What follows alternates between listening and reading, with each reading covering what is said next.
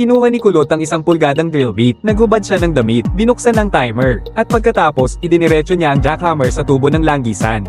Gawa sa espesyal na metal ang mga tubo. Kahit isang lapis lang, pwedeng magdulot ng matinding pagsabog. Napatigil ang puso ng amo. Baka buong baryo na ang mapapahamak nito. Talagang nangyayari ang kinatatakutan. Dahil sa sobrang kapal ng drill bit, kahit nabuksan na ang tubo, naipit naman ang drill bit, habang paubos na ang oras. Kapag dumaloy na ang gasolina, ang singaw ng gasolina ay agad sa isabog.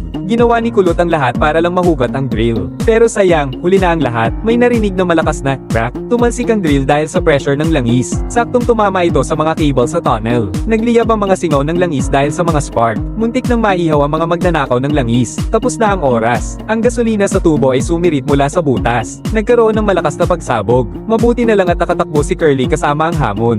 Kaya walang nasaktan. Sinasabi sa mundo ng pagnanakaw ng gasolina sa Buson, may isang tao lang ang kayang gumamit ng 1 pulgadang drill. Siya ay si Ming, kilala bilang Little Drill Wind. 200 milyong won ang singil niya sa bawat butas. Ang ganito kalaking bayad sa paglabas ay hindi kayang bayaran ng ordinaryong amo. Pero para makapagnakaw ng bilyon-bilyong halaga ng gasolina, hindi nagdalawang isip ang boss na kunin si Xiao Zuanfeng. Inalis ang mamahaling suit, binuksan ang timer. Isinalaksak ni Xiao Zuanfeng ang electric drill sa tubo ng langis. Hindi pa nakakalimutan na lagyan ng gatas ang drill bit. Iba talaga ang propesyonal. Hindi pa nagtagal, si Xiao Juanfeng ay mabilis na natapos. Natulala ang amo sa tabi. Kapag kapuri lang, bigla kang paamalya. Hindi pa nga butas yan. Hindi na nakipagtalo si Xiao Juanfeng sa kanya. Sa halip ay kalmadong nagkabit ng pressure gauge. Tapos kunin ng pera at umalis. Kasabay ng pagtatapos ng countdown. Sa sandali ng pagdaloy ng gasolina, ang malakas na presyon ay magpapaputok sa maliit na butas. Sa 1 milimetro na inilaan sa loob ng dingding. Ganyan katumpak ang propesyonal. At walang panganib. Tinitingnan ng amo ang patuloy na pag-agos ng gasolina. Biglang natuwa ng labis. Pagkatapos magbigay ng 5 bituing rating, nagbigay pa ang amo kay Xiao Juanfeng ng isang malaking transaksyon. Ang kukuha ay si Boss Park ng kumpanya ng langis. Isang sabi niya, batasan ng 2 pulgada, at 2 pa ang sabay. Alam nyo naman na kapag nagbutas ng ganoon kalaki, madaling mapansin ang pagbaba ng presyon sa tubo ng langis. At ang hirap din ay biglang tumaas. At saka, ang laki ng butas na yan, kayang punuin ang daan-daang tanker truck sa isang araw. Problema rin ang pag-iimbak. Winagayway ni Boss Park ang kanyang kamay. Itinuro niya ang water treatment plant sa malayong burol. Gagamitin niya ang ninakaw na gasolina para punuin lahat ng water tower dito. Talagang malaking negosyo. Ang mga tangke ng tubig na yan ay kayang maglaman ng 30 bilyong gasolina. Si Xiao Zuanfeng nag-alok agad ng 10 bilyon. 5 bilyon na down payment, 5 bilyon sa uli, 10 bilyon. Parang oil field sa Dubai. Kaya naman sulit ang presyo. Sige, deal. Hindi na tumawad si Boss Park. Nagbigay lang siya ng iisang kahilingan. Matapos sa loob ng 1 buwan, para magtakip mata, nagrente rin si Boss Park ng isang hotel sa ibabaw ng tubo. Dito nakilala ni Xiao Juanfeng ang iba pang miyembro ng grupo. Sila ay ang retiradong hepe na si Lao Wang na pamilyar sa lugar, si Kulot na muntik ng maging inihaw na manok, at ang isang kargador na si Xiao Pang. Agad na isinuko ng lahat ang kanilang mga cellphone. Sa loob ng 1 buwan, walang sino man ang maaaring umalis sa hotel. Kung hindi, ito ay ituturing na paglabag. Sila ay tatanggalin sa grupo at doble ang ibabalik na deposito. Si Xiaomi sa front desk ang magbabantay at magpapalaya sa mga bisita. Si Xiao Juanfeng ang tutukoy ng direksyon ng tubo ng langis batay sa mapa. Ngunit nagkaroon siya ng pagtatalo kay Lao Wang. Sira, yun ay malinaw na sa 11 ng direksyon. Yung plano na yan ay gawa ng Han City Construction, di ba? Para makatipid, basta na lang ginawa ang basement doon ng may-ari. Paano mo nalaman yan? Ako ay naging empleyado ng construction department sa loob ng 30 taon. Malinaw ang direksyon, simulan na natin. Opisyal nang sisimulan ng pagbukay ng tunnel. Si Xiao Juanfeng ay sisimulan na rin ang paggawa ng kanyang napakalaking drill. Si Kulot, nang makita, natakot agad. Noong nakaraan, 1 pulgada lang na drill halos maging inihaw na manok siya. Lalo na ngayon nagagamit si Xiao Juanfeng ng ganyang kakapal. Parang naghanap ng tae sa banyo. Naghanap ng tae. Agad na umatras si Kulot. Lumapit si Mataba para magpayo, pero imbes na makatulong, lalo pa niyang pinalala. Sa huli, si Xiao Zuanfeng pa rin ang nakapag-ayos kay Kulot, pero hindi pa nakakailang metro, nagkaproblema na naman. Isang malaking bato ang nakaharang sa harap ng tunnel. Kung magpapalit ng daan ngayon, tiyak na hindi na tayo aabot sa oras. Kaya naman, nagdesisyon agad si Xiao Zuanfeng na gamitin ang jackhammer para mabutas ang malaking bato. Kasabay ng tunog ng jackhammer, niyanig ang buong hotel. Kahit na pinakanta nila si Kulot para takpan ng ingay. Ang malakas na ingay ng jackhammer ay nakatawag pa rin ng mga pulis. Habang pinapatagal ni Xiaomi ang oras, pinindot niya ang alarm.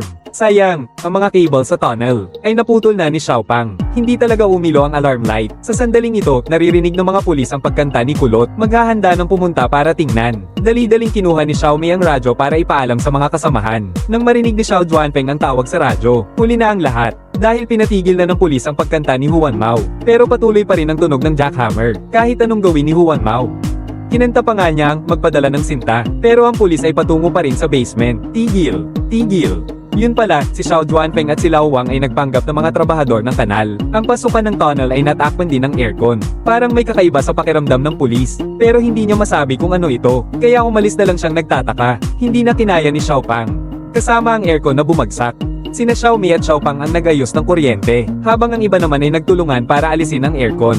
Pero sa sandaling iyon, isang malakas na ugong ang narinig mula sa tunnel. Gumuho ang tunnel. Tuluyang nabigo ang misyon. Pero sina Xiaopang at Xiaomei nandoon pa sa loob, sa walang humpay na pagsisikap ni Lao Wang. Sa wakas, nailigtas niya ang dalawa. Gabing-gabi, habang nangangarap pa rin si Xiaopang na yumaman. Nahuli ni Xiao Zuanfeng si Kulot na tumakas dala ang pera. Pinagsusuntok at sinipan ng lahat si Kulot. Sa huli, lumuhad si Kulot at nagmakaawa. Ang kanyang 4 na taong gulang na anak ay nagkaroon ng isang bihirang sakit. Ang buwan ng gastusin sa ospital ay umaabot ng daan-daang libo. Kailangan niyang mabuhay. Alam niyo rin na hindi ligtas ang tunnel.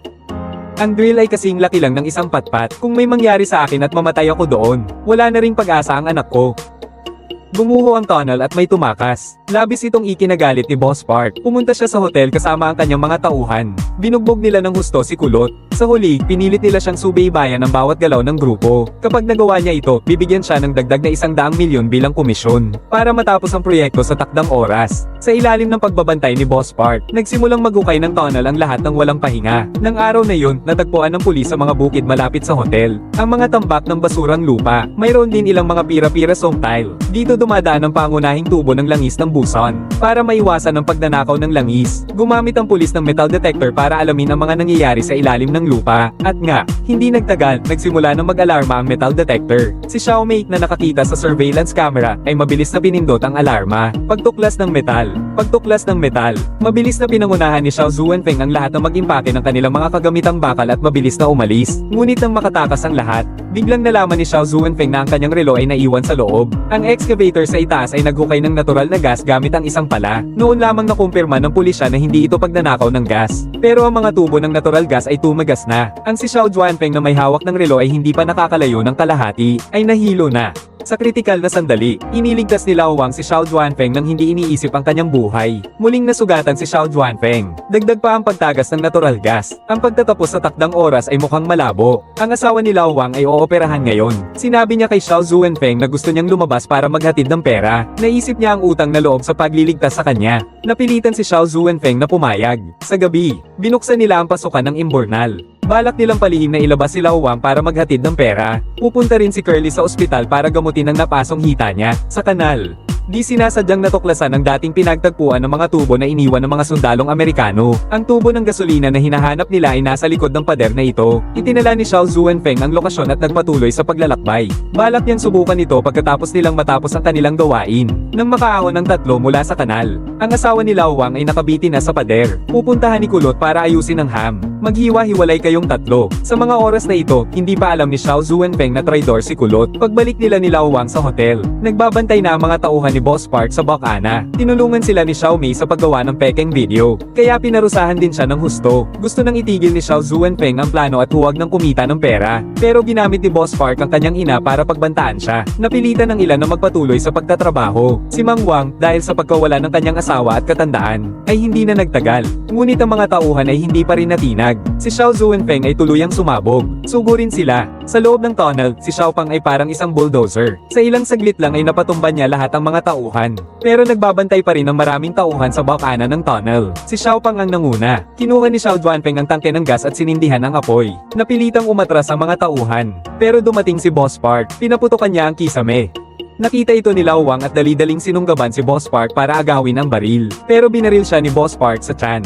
Ang susunod ay si Xiaopang. para sa kaunting gasolina. Si Boss Park ay nawalan na ng bait. Buti na lang at narinig ng mga nagpapatrulyang pulis ang putok. Tumakas si Boss Park kasama ang mga tauhan niya sa likod. Si Xiao Zuenfeng naman ay dinala ang lahat sa imbornal. Pagdating ng mga pulis, ang naiwan na lang sa lupa ay ang malamig na bangkay ni Lao Wang. Sa puntong ito, nalaman na rin ni Xiao Zuenfeng ang pagkatao ni Boss Pu. Siya pala ang may-ari ng refinery. Dahil sa hindi magandang pamamalakad, nagkaroon siya ng malaking utang. Para mabayaran ang kanyang utang, napilitan siyang planuhin ang pagnanakaw ng langis na ito. Dahil wala nang ibang paraan si Boss Pu, napilitan siyang tawagan ulit si Xiao Zuenfeng. Kung matatapos ang plano, maghahati-hati sila sa pera. O kaya naman, sabay-sabay tayong mamatay. Si Xiao Zuenfeng, sinugod ang ospital at tinangay si Kulot na dapat sanang putulan ng paa. At ayon sa hula ni Lao Wang bago siya mamatay, ay matagumpay niyang nahanap ang pinagsamang mga tubo. Kaya't kinontak ni Xiao Zuenfeng si Boss Park. Ngunit sa pagkakataong ito, hindi lang pera ang habol niya. Gusto rin niyang ipaghiganti si Lao Wang. Isang container ang itinaas at tinakpan ng mga manhole sa lupa.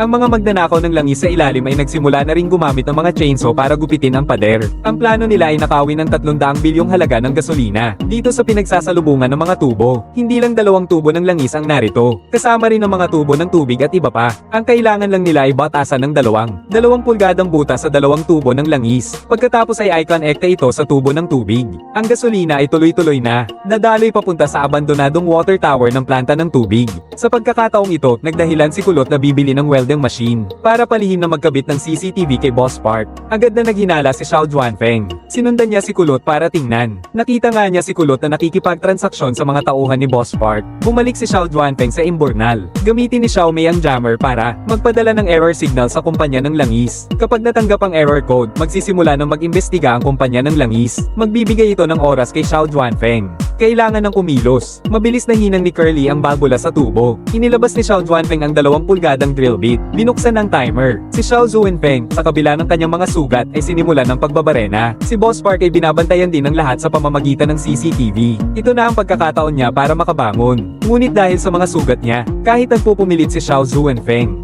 hindi niya pa rin ito makontrol. Ayon sa nakagawian, dapat mag-iwan ng 1 milimetro ng kapal ng tubo. Pero sa pagkakataong ito, nagkamali siya. Sa huling sandali, nagawa niyang tumagos sa tubo ng langis. Napagtanto ang panganib, hindi na nakailag si Xiao Zuenfeng. Ang singaw ng langis sa loob ay diretsyong tumalsik sa kanya. Buti na lang at agad na isara ni Huan Mao ang balbula. Kaya hindi nagkaroon ng malaking sakuna. Nadulas na naman siya. Wala nang lakas si Xiao Zuenfeng para bumutas ng pangalawa. Walang magawa. Kaya si Kulot na lang ang pinilit na sumabak. Si Xiao Zuenfeng naman ay nakikinig gamit ang stethoscope. Sige pa, itulak mo. Matapos ang ilang pagniwi, pinatigil ni Xiao Zuenfeng. Maganda ang kanilang pagtutulungan. Binunot ang drill bit, isara ang balbula. Sa sandali na dumaan ang gasolina, nabasag ang panloob na dingding. Sa wakas, nakapagtapos na si Kulot. Sa mga oras na ito, ang mga mamimili na nakipag-ugnayan na ng maaga ay isa-isa ring pumila. Pumapasok ang pera sa bulsa ni Boss Park na parang tubig. Lumapit si Boss Park sa water tower. Binuksan ni Xiao Zuenfeng ang balbula. At patuloy na ibinubuhos ang gasolina sa higanteng tangke ng tubig. Inilabas ni Boss Park ang kanyang daliri, kumuha ng kaunti at tinikman. Tama, 78 octane na gasolina. Ngunit bigla namang isinara ni Xiao Zuenfeng ang balbula. Sinabi niya kay Boss Park na bayaran muna ang natitirang 500 milyon bago niya pakawalan ng gasolina. Pumayag si Boss Park sa harap nito, pero sa totoo lang, gusto niyang traderin sila kasama ang kanyang mga tauhan. Inasahan na ni Xiao Zuenfeng na hindi basta-basta susuko si Lao Pu, kaya naman ipinadala na niya ang ebidensya sa pulisya. Pero hindi niya inaasahan na ang pulis na ito ay isang tuso, mag-isang sumugod ito. Kaya naman madali siyang napatumba. Pagkagising nila ulit, nakapagkabit na ng bomba si Boss Po sa tubo ng langis. Ang totoo, 30 bilyong halaga ng gasolina. Hindi niya talaga pinansin yan. Dahil mayroon siyang mas mabaliw na plano. Hindi lang dito, pati ang water tower sa bundok nilagyan din niya ng bomba. Isipin niyo na lang, kung ilang milyong litro ng gasolina ang sumabog, anong lakas nito? Ang pagsabog ng water tower ay magdudulot ng agarang pagsabog ng buong pipeline ng Busan. Kahit ang Fushan oil field ay hindi makakaligtas. Sa oras na yun, mawawala sa buong H country ang pinakamalaking reserba ng langis. Kahit na magdudulot ito ng pagkamatay ng libu-libong tao. Pero ang kumpanya ni Boss Park ay makokontrol ang presyo ng langis. Nakakapanabik isipin. Tungkol naman sa pagsabog ng pipeline. Ang sisi ay mapupunta sa mga magnanakaw ng langis na to. Pagkatapos, pinindot ni Boss Park ang timer ng bomba. Naghahanap ng pinakamagandang pwesto para makapanood.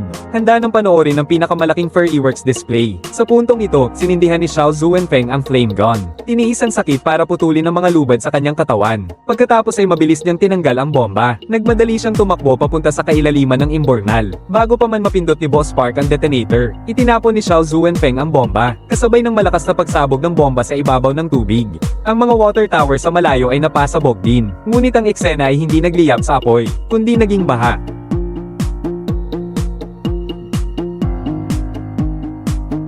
Si Boss Park ay natulala, hindi ito ang nasa script, bakit hindi sumabog? Mukhang nagtaksil na naman si Curly, nang malaman niya na ang yumaong si Lao Wang ay ibinigay ang kanyang bahagi ng pera para sa pagpapagamot ng kanyang anak, lubos siyang naantig. Pagkatapos suriin ni Boss Park ang mga produkto, nakipagtulungan si Curly kay Xiao Zuenfeng para palitan ng tubo ng langis at ikabit sa tubo ng tubig. At hindi ito napansin ni Boss Park, na gumastos siya ng 10 bilyon. Ang nabili pala ay ilang lata ng tubig mula sa gripo. Walang nakatakas sa dalawang grupo. Lubusang natalo si Boss Park, si Xiao Zuenfeng at ang iba pa ay nahatulan ng 3 taong pagkakulong. Makalipas ang 3 taon, si Xiao Zuenfeng pa rin ang nangunguna sa kanilang pagbabarena. Saktong nakita sila ng pulis na nagpapatrolya. Aarestuhin na sana sila agad. Pero natuklasan nilang nagbago na pala sila. Naging isang profesional na grupo na sila ng mga construction worker.